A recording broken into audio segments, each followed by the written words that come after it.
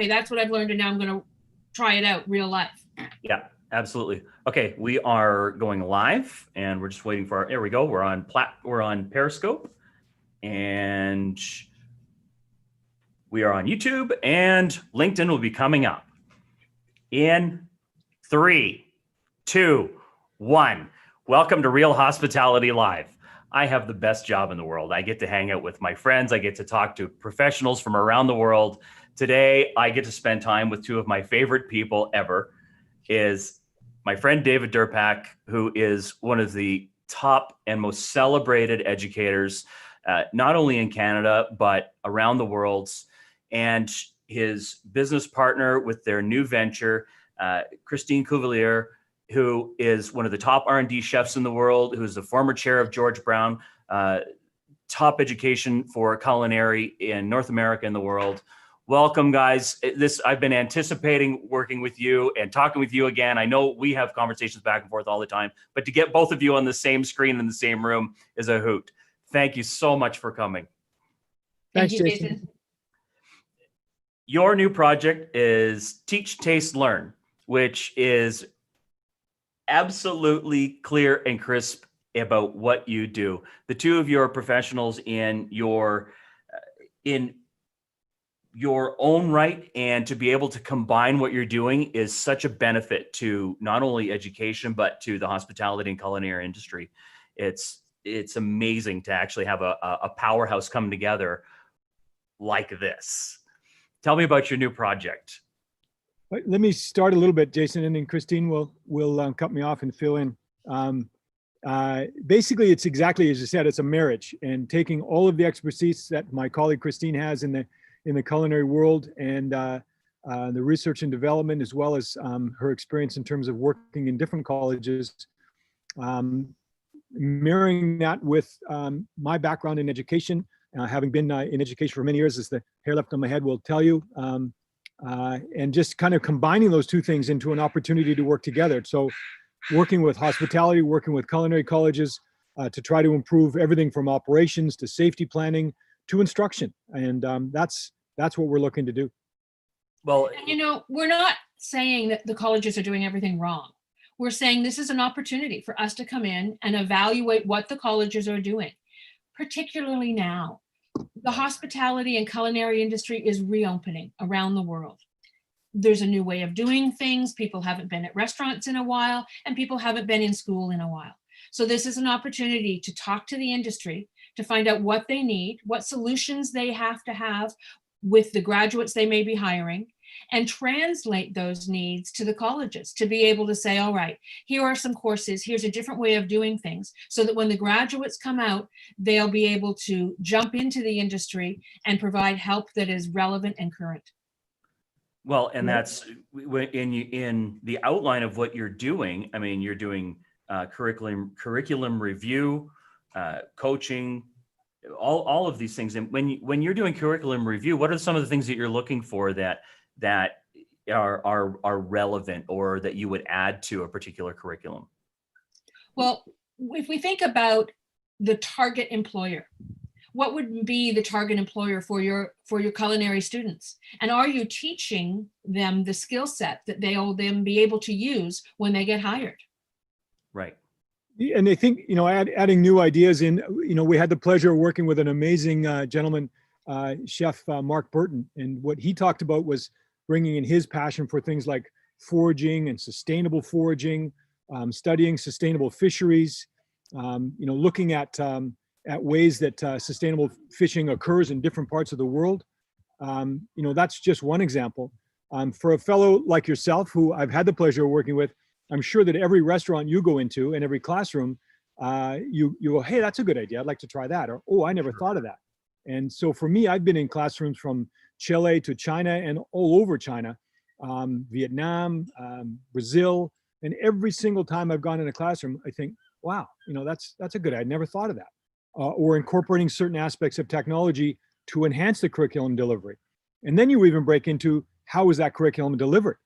Right. You look at research nowadays, most learners now are not auditory learners like most of the teaching we had when I was in school or when you were in school. People are now tactile and visual They want to touch, taste, and feel, and be, involved in the class rather than just sit down, shut up, and listen. So it's fun to look at the curriculum as well as the delivery. And, we could bring in experts in their field. So if you want to learn more about olive oil, well, let's bring in an olive oil sommelier, do a lecture, do a taste. If we want to learn more about foraging, if we want to learn more about herbs, if we want to learn more about salmon, we bring in a salmon fisherman or a salmon producer from a manufacturing facility and really bring that expertise from the outside. Focusing externally is so important in the culinary education industry. We can't just have our blinders on and think about what's in the book or what we've taught in years past. The industry changes at the speed of light. So the schools have to change what they're teaching and how they're teaching. I've watched Dave go in and evaluate faculty members in an incredibly uplifting and supportive way. These culinary faculty have been trained as chefs, but no one trained them to be teachers. Just a minute, I'm going to get my wife right now and tell her this. No. I had the pleasure of seeing Jason McBride teach as well. And, whether just being his personality or based on research, but, even things like delivering information with humor. Again, the research says that if it's delivered with emotions and humor, the retention is far higher. Little things like that make a big difference. And you're talking about engaging students and wanting them to retain what you're giving them. That type of thing is so important to do. And, when one guest speaker I brought in on professional development was a guy named Scott Ormiston, who was Canada's Prime Minister of Canada's award-winning teacher. So rather than just, it's like the NBA bringing in a shooting coach. It's not like the coach of the Raptors doesn't know how to teach shooting. It's sometimes you're bringing an outside expert, and everyone's got a rapt attention to that outside speaker. But having someone like that who dragged in humor, stories. I mean, he had us laughing, he had us crying, and then laughing again with real life. And he's a Prime Minister of Canada's award-winning teacher. So both Christine and I have access to these kind of experts, and hopefully we can bring them in and have them help people in the industry. And we have access to these experts around the globe. It's not just a Canadian or a North American focus. So we can go wherever the school is placed and have the experts in those locations at our fingertips to come into the colleges, as well as talk to the industry in those global locations about what they need around the world. I think it's when you talk about connections too, it's super helpful that, Christine, you have access and connections with suppliers and growers and people from all around the world and all across North America to be able to bring those products in to learn new ways to prepare them and to cook them and experiment with them and all of those things. It's not just the these are the mother sauces, and it's not all just that. So I think to have access to your connections to be able to do that is paramount. And it's not something that somebody who's coming to a culinary school is going to get access to in any other way. You're right. And you know what it is? It's not all just the access, but it's setting up the next generation of culinary professionals to know that they all will not be a sous chef or an executive chef or a pastry chef. They can be an R&D specialist. The product development world is fabulous when you have your culinary training. They can be a food blogger, a food writer, a food stylist. There's so many areas that we are, should open up to them and say, here are examples of what you can do with your culinary degree. Or a trendologist. Or a culinary trendologist, absolutely. And I want to talk about the teaching the teachers a little bit, in that your approach to the care, in that teachers don't just get stuck in the same rut, and to get an opportunity to not only see new ways of presenting, but seeing how other people present. I mean, we did this program together, Dave, and wow, to be able to sit in with other teachers and learn from them, and for you to direct and give these ideas to culinary schools is just key. I mean, when I talked with other culinary schools who I have taught with and have worked with, they're like, they do what? You guys are doing what? I can't imagine the staff embracing it until they start to embrace it. So that was sort of groundbreaking for a school to to incorporate that, but it's just based on the power of collaboration. You and I and a couple of others sitting around the room talking about teaching and learning and practices. I didn't want to leave. It was just fascinating to me, and I love education. I can't frame it up. My whole life has been dedicated to coaching and teaching and being in schools, and this is just one more aspect to add to that. But by developing, enhancing, and providing a platform for people to collaborate is a powerful, powerful tool. And all you're doing is, as Christine says, I think stealing with pride is just stealing some ideas and then incorporating it into what you're doing. She says that's what you say. So when we set it up, I thought it was a wonderful way to go. And there's all sorts of different ways. Like we, have brought in guest speakers. So what you do is bring in guest speakers to talk to the students. The students are enthralled because it's someone new. Now you can free up 6 or 7 staff to work together free for an hour. Right. And what I was finding then is that the teachers wanted to listen to the speaker as well. So that was a bit of a challenge. But and then, as you and I've talked about, some teachers in culinary and hospitality colleges literally have been left for 20 years.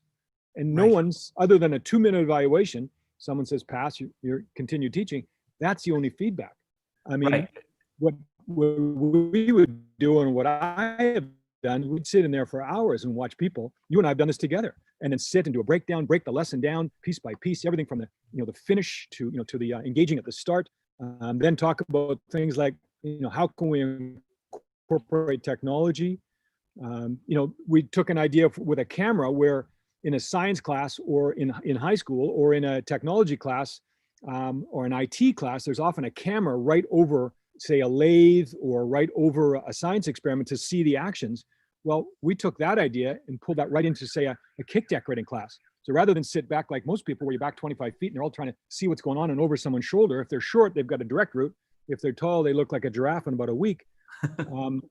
Now with a camera and a 47-inch screen, putting a TV screen in a kitchen is a new idea. People are afraid of that, but it's a really, really good teaching technique. I think so. We really go in and look at the whole operation. We look at the curriculum. We talk to the industry. We spend time with the students. We think about the teaching techniques and how to give them updates. But is the school making money? Is there profit? So we can talk to that. And then the other aspect that we've also been asked to focus on many times is putting together a safety plan. There's an expert at this, and here we are in this industry where we're easing back in. So let's talk about the safety plan, not only of your culinary school in the world post-COVID and what we're in right now, but what is the industry going to have as far as their changes in operating restaurants and hotels and bars? How can we then be teaching the right information so they're ready for the industry? So a really in-depth safety plan is so important. So I find so many schools, Jason, just have a safety plan that looks like this. If there's a fire, do the following. If there's an earthquake, duck and cover. But it's 2020 and there's a few more things going on in the world than just earthquakes and fires. And in fact, thank God the fire department's got, fire safety figured out a little bit. We don't have, 1 million houses in London burning down anymore. Right. There are things like abductions. There are things like COVID. How do we get through that? I've seen schools close to a harbor that have absolutely no plan to deal with a chemical fire a block and a half from the front door. I've seen other schools that have an exit plan that has them exiting under a bridge that was built before you were born. Not quite, well, not as old as me, but I don't think assembling under a bridge is a good idea. And there have been chemical fires in ships in Vancouver. We should have a plan in place for your son or my daughter or your daughter.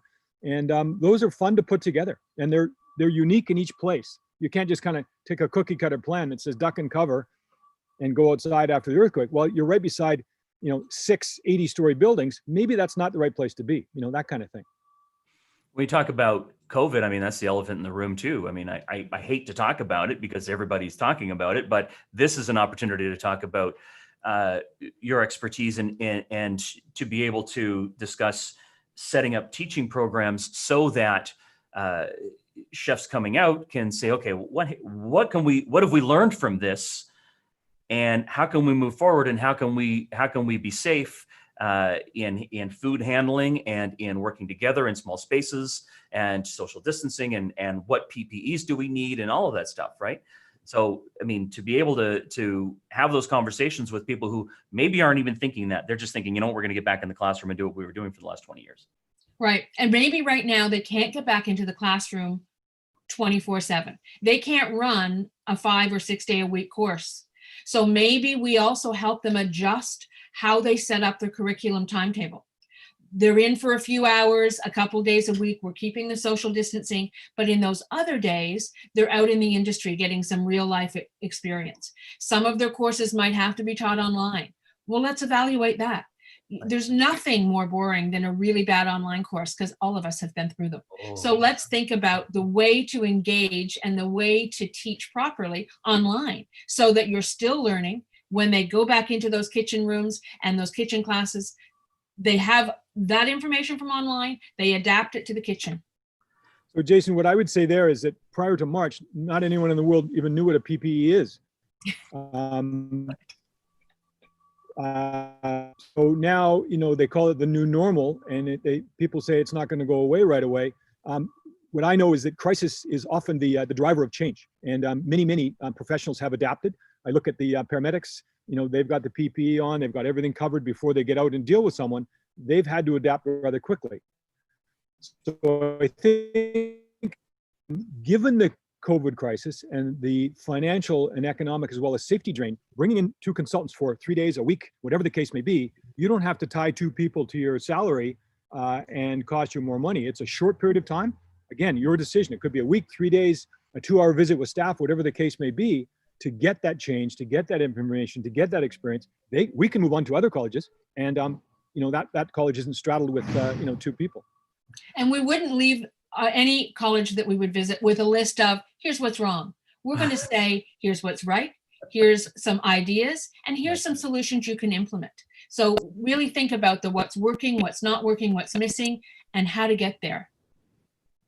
I think any admin who is forward thinking and is a part of the evolution of the industry as we are right now, takes a look at this and says, what an opportunity to bring these people in, to learn from them, to connect with them, to have our faculty experience their energy and their knowledge, and the same thing with our students. And what a highlight to be able to have the 2 of you come and be a part of a week with the school. I think the opportunity is a once in a lifetime thing. I'm going back to get my wife again.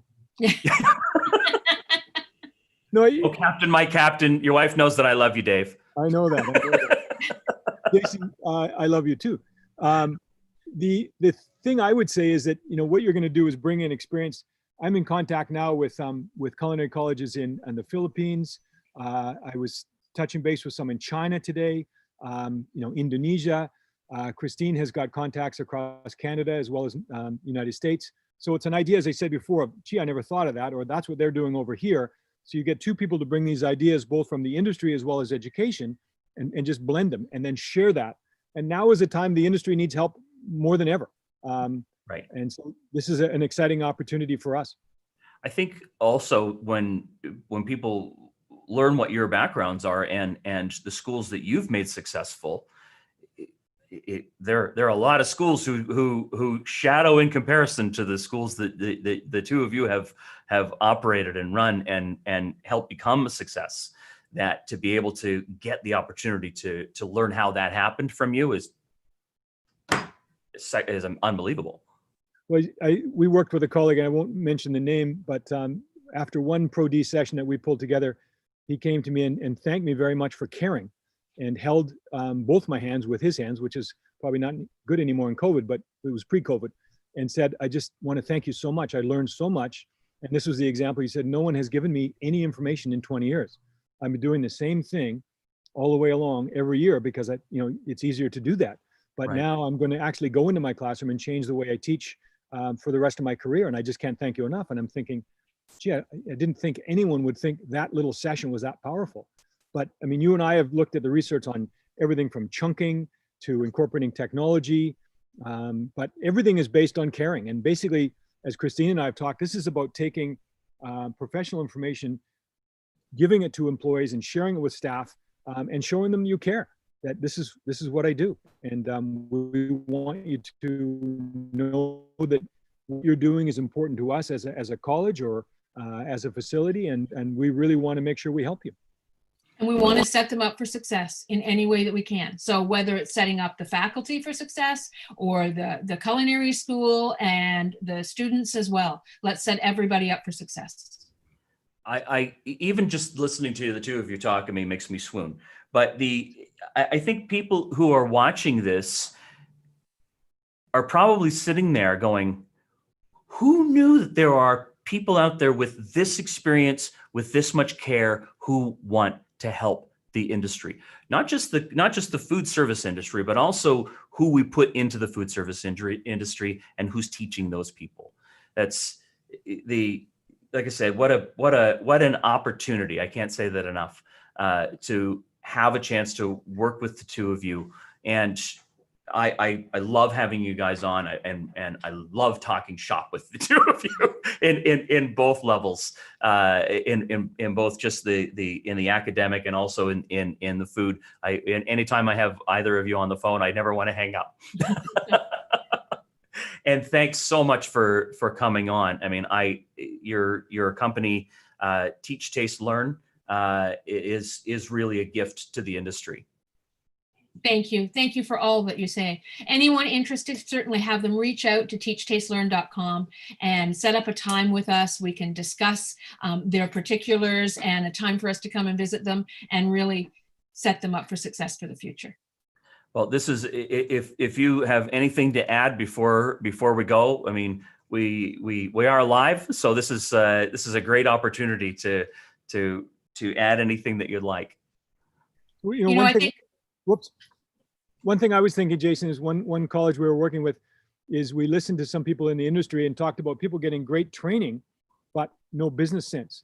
So the idea we came up with was the idea of connecting with a local college where they would come on campus and students would take culinary training, and then in the afternoon, they could take actual college classes on accounting, on a business, and on marketing, and combine those two things. That's just one simple idea that just makes so much sense. So there's lots of ideas you can look at. And I think, as we've talked about with collaboration, is sitting down and sharing and talking, touching base, you can make a big difference. I think Chef and I could talk about people who we know who are wonderful artists in their craft, but have no concept about the numbers and no concept about how the business runs. And somebody has been kind enough and believed in them enough to give them the funding to start their own thing, and they don't know what to do with it other than continue being craftsmen. And to be able to have that business part of it is just absolutely key. Well, they never were taught to be the business side, and so certainly helping them do that. Think about when you become an executive chef, you were never taught to be an executive chef, you were taught to be a prep cook. And now you have to know the business side of being an executive chef. The flip side to look at this too is we've been approached, certainly in the past and certainly going forward, we will be again, by restaurant chains or companies to really think about what they need for customized training for their staff. So you don't want to send everybody back at once, but how can we have customized training, bring them up to speed? Certainly their target diners have changed, their menus have changed, the skill sets in the kitchen, the equipment in the kitchen has changed. So how can we help them retrain for the future? I think when we look at the training needs, and we've had this conversation before, they've changed a lot in the last 10 years, 20 years, 30 years, going back to, we're not making terrines anymore, right? Like, and that's still a part of the curriculum in many cases. Oh, you need to know how to do this. It's part of your block 3 or whatever province you happen to be in. And it's just something that we don't serve. It's so whether or not these things are relevant, and are we sourcing things differently? Have we gone back to sourcing things locally, and how to create those connections through the school, through your restaurants, and to give those connections to your students when they leave. One good example too, I was talking to Christine about this the other day, is a colleague that Christine and I work with, Mathieu Gilbert, is a sommelier and a former teacher at Glion in Switzerland. And he's been hired by a major airline now to teach serving to the on-flight staff. Right. it's a very, very tough competition for airlines to begin with, but coming out of COVID, it's going to be far tougher. So this one particular airline recognized here's a sommelier who's an amazing human being, plus trained by one of the best institutes in the world on how to serve. And now the entire onboard staff of that airline is going to be trained by a teacher. It's a nice blend and mix of the two industries, three actually, I guess, if you add travel and hospitality as well as education. Imagine combining service training with flight attendants. Yeah. So his website is Mad Scientist, and he's an amazing human being, and Wow. just a really neat person to connect with, and does lots of other work. But that's a really neat a combination of the education, the travel industry, as well as the hospitality and culinary. And that's an example of some of the connections that we have too, to be able to pull those experts in. And for us, some of the connections that we have are you guys. Yeah. Which I love to brag about, by the way. We'd like you to pull in Mathieu together and maybe run a sommelier session for the two of us. That would be good. We would just be drinking wine the whole time, and that's okay. That's okay. Yes. Thank you so much for coming on today. It's always a pleasure talking with you both, and I love that we got to do this live. And the fact that you guys are, again, available and you are so passionate about what you do, it's just your generosity to the industry is a gift. And thank you from the industry to you. I love that you're available to be able to work with schools and organizations and to be available. Teach, Taste, Learn, again, everybody, is the name of Christine and Dave's consulting company, and you can get a hold of them on their website. You can touch base with them on LinkedIn. You can contact us at Real Hospitality, and we're happy to connect you directly. If you are watching us on LinkedIn, YouTube, Periscope, Facebook, any of the platforms, feel free to leave questions on there or comments, and we'll be going back afterwards over the next day or so and answering them, and later this afternoon. And this is a great opportunity to ask some of the top experts in the world some questions that might be on your mind about teaching and culinary and all of this. So again, thank you to Chef Christine Couvelier and my good friend, my captain, Dave Derpak.